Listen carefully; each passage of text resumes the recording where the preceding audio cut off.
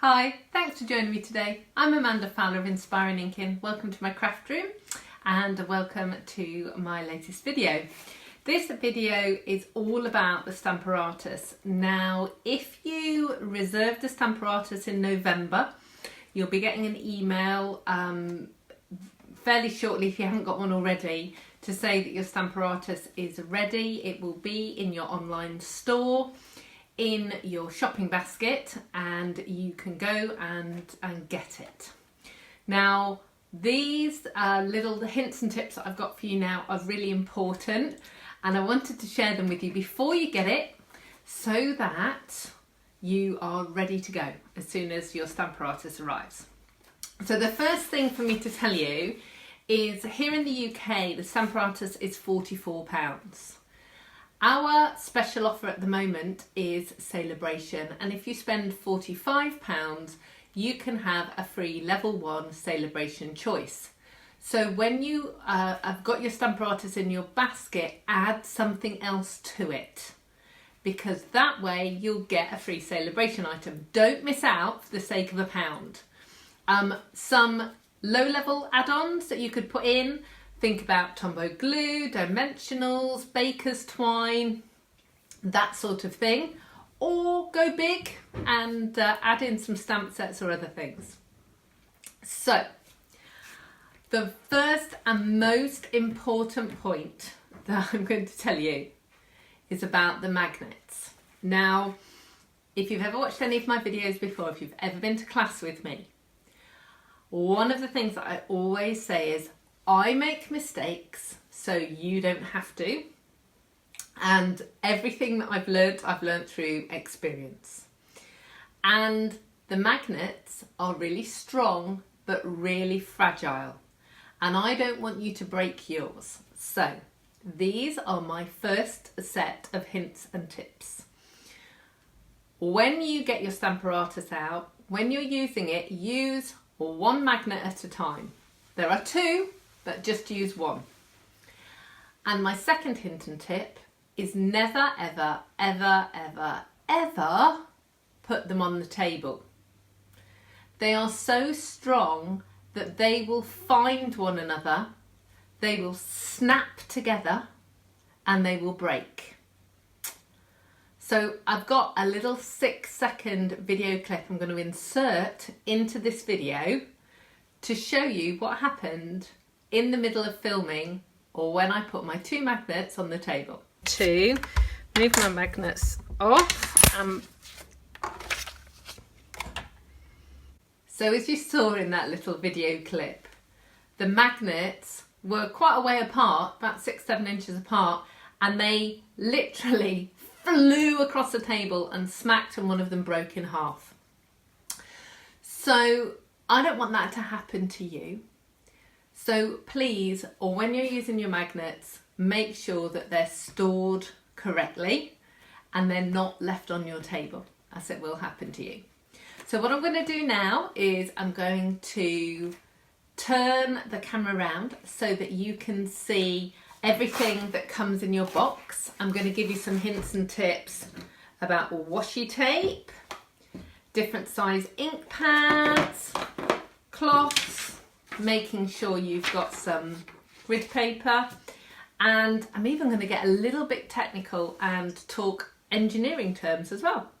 So let's carry on with this video, hands down. So this is how your Stamparatus will arrive in this box, and then this is all the components. The first thing here are the instructions. There are pictorial instructions, so you've got letters here which name all of the different pieces, and then there's the stamping process as well that's numbered. There is information, there's a video or several different videos that Stampin' Up have done. There are warnings. Now, I have already mentioned about the magnets. Stampin' Up also put in a warning here about the magnets. They say that they're very strong. Do not let them snap together or drop them, because they will break, and Stampin' Up will not replace broken magnets. It's then got the parts here, and stamping with 1 plate and stamping with 2 plates. The second warning on here is about closing the Stamparatus with 2 plates in place, and I'm going to show you exactly what that means in a minute, but I just want to go through all these components. So that's your instructions. So here's a 1 clear plate. One side is completely smooth, one side you will actually be able to feel the grid underneath. And that's a second one, exactly the same, they are identical. You also then get a foam mat, and this foam mat is for use with photopolymer stamps. And then this is the Stamparatus base plate. Now this bit here is magnetic. So obviously this is where your magnets are going to sit. And then underneath, here and here are where the 2 magnets should live. Now, I just want you to kind of hear that. It's actually really, really strong. Now, as I've said before, 1 magnet will probably be enough for your projects. But if you need 2 magnets, use 2 magnets, but just do not put them on the table because they will snap together and they will break. Now, I have done this with one of my magnets, and actually I'm going to put this magnet away first and then put this one on. So this is the Stampin' Up! Magnet. And what I've actually done is I've put some washi tape on it. Now this is the Myths and Magic washi tape. And this is the stripy one, which is the right size for the magnets. There's this beautiful silver star and then this lovely silver one as well. But this washi tape, if I can find the edge, it's stronger than a paper washi tape. Basically, I think because of the glitter on it. And I just wanted to give my magnet a bit of a protection, but also to give it a little bit of a tab, because then I can actually pull it about without kind of scratching my nails with it. So that helps. The other option is just to slide it to the end. And as I said, when you're not using it, put it away, don't put it on the table. Okay, so your clear plates, the way they go into the Stamparatus is vertical, so straight up and down, and they just slot in like that, and then they will lie down. You cannot get them out at angles. You can only get them out when they're straight up and down. Now, Stampin' Up's warning is about doing this, and I'm actually going to put my hand in there, so I'm actually not going to do it completely. So if you've got 1 acrylic plate in and then you put the other plate in, you're actually potentially going to break your hinges, because it's not designed for the both of them to go down at the same time. They're designed for one to go down and the other to go down, and backwards and forwards. It's not designed for both of them to go down. And equally, when you're storing it, take 1 out and just pop it on the top like that, and then put it away in the box. That way it's not going to break. Now, the foam mat will go in here. I usually I've got a piece of chopped down grid paper. I usually put a piece of grid paper in there, just because I can be messy and sometimes I want to stamp off the edges and things. So I just pop that in. Now, you might find occasionally when you're stamping that an image doesn't come out quite as well as you had hoped for. And there could be several reasons for it. And I just want to cover those reasons now so that if it happens to you, you know what to do, and you're not going to worry that you've done something wrong, or because we always blame ourselves, don't we? It's human nature. So the first thing is I want to explain about tolerances. Now, this is an engineering term, and my darling husband, who is an engineer, will be very proud of me talking about tolerances. But basically, when things are made, so the Stamparatus, rubber stamps, photopolymer stamps, so I've got both sets here actually, photopolymer stamps, rubber stamps, and the plates and all of these things, they are made to within a tolerance, and that tolerance means it can be plus or minus a tiny amount. So it could be like 1/100th of a millimetre. I can't even imagine how small that is, but it is tiny. So it could be that when you go to stamp something and it doesn't quite work out as perfectly as you wanted to, that particular stamp has got this 100th of a millimetre tolerance less, so it's not as tall than another stamp.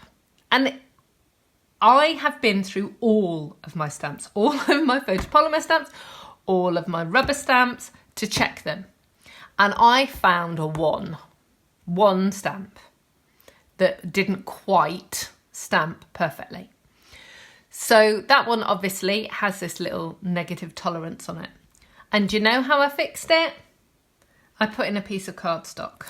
So actually all I did, imagine this is a piece of cardstock, I put in this is way too thick, hang on. I put in like a sheet of card underneath, and I stamped it, and it was perfect. So in the same way as with a big shot, you might put a shim in. If something doesn't quite do exactly what you want it to do, just try putting an extra piece of cardstock in. Chances are that'll fix it. Okay, so that's enough about engineering. Let's get back to crafting. So, stamping. Okay. I work with my Stamparatus like this. So I have one plate off to the right, one plate at the top. And that's if I'm doing multiple stamps. Oftentimes, I just work with one and just have this one plate here. I'm right-handed. If you're left-handed, you might work the other way. You might actually prefer to work like this. There is no right or wrong way. Try it out. Try all the different combinations of ways of working it, and that will help you. Now, when you're when you're inking up your stamp, I'm just going to put this on there like that. Now you can, I'm really hoping that the camera is going to be able to pick up clear lines on clear acrylic or with a photopolymer stamp, but there are lines here and you can line up your stamps. So that is a really key point for you to do that. And then when you're inking up your stamp, what you want to do is just lots of light taps. This plate is actually on an angle and it will bend. You really don't want to be pressing down hard. Now, if you are a messy little pup like me, having a damp cloth just to wipe off any excess is a really good plan, or a piece of kitchen roll will work. Be careful of getting ink. Actually, if I stick my finger on there, you'll be able to see. Oh no, maybe not. Be careful about getting ink on the hinges because you'll actually pick it up on your hand. Because it's plastic, it will stay wet, so you'll pick it up. So, obviously our big ink pads, going over on a large stamp like that isn't so bad. But if you've got a little stamp, actually there's kind of almost no way that you're gonna not get ink everywhere. So that's where these little stamping spots come into play. They're 1 inch square and they're tiny. You can just dab, dab, dab. That's brilliant. Now, we don't have lots of colours of these. They come in sets of 4, and I think we've got 2 or 3 different sets. But we've got uninked ones as well. They're in the main catalogue, and I think they come as a 5 in a pack. I'll make sure in the description in YouTube and on my blog that there are links to all of them. But you can get the little uninked spots and then use a re-inker and get them in the right colours that you want. So these are really cool for the smaller stamps. Now, depending on where you're putting your stamp on your plate will depend on how much pressure you need. So the further away you are from the hinge, so the further away this way, you're going to need less pressure than you are nearer the hinge. So less pressure here, more pressure here. But it's exactly the same with any stamping. You do press and then lift it off. I haven't got a magnet on there at all. Let me just get one of my magnets out. There we go. Okay. Yeah, so less pressure this side, more pressure this side. What else do I need to remind you and in hints and tips? Okay, so if you are using red rubber stamps like these ones, you do not need the foam. So you're going to press that down, give it a good old press, and then it will ink up and stamp really, really quickly. Exactly the same as you do with the photopolymer, but just no foam. So that piece is going to go in there. Now, in my first video, Stamparatus, and in coming videos, I'm going to be showing you some of the techniques moving these acrylic plates along so that you can repeat stamp. Really cool technique. But what I do want to remind you of is you've got 2 surfaces here. So you can put stamps on, let me get some more.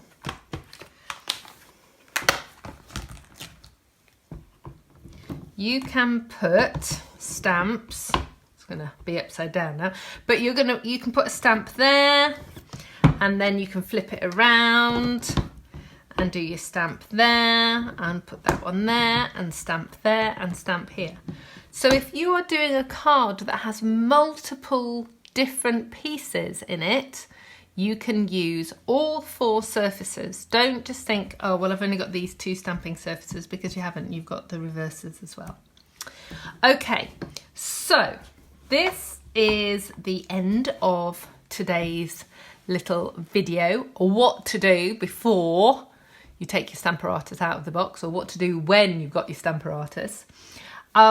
Please don't let your magnets smash together. Keep them safe either here on this bit or underneath. Don't put them on the table. Enjoy it. I will be doing lots of videos using this tool. It is fantastic. And if you haven't ordered a Stamparatus yet, they'll all be available in the next Stampin' Up! Annual Catalogue, which will launch in June 2018. Thank you so much for joining me today. I hope you've enjoyed my hints and tips. I will see you again soon. Goodbye.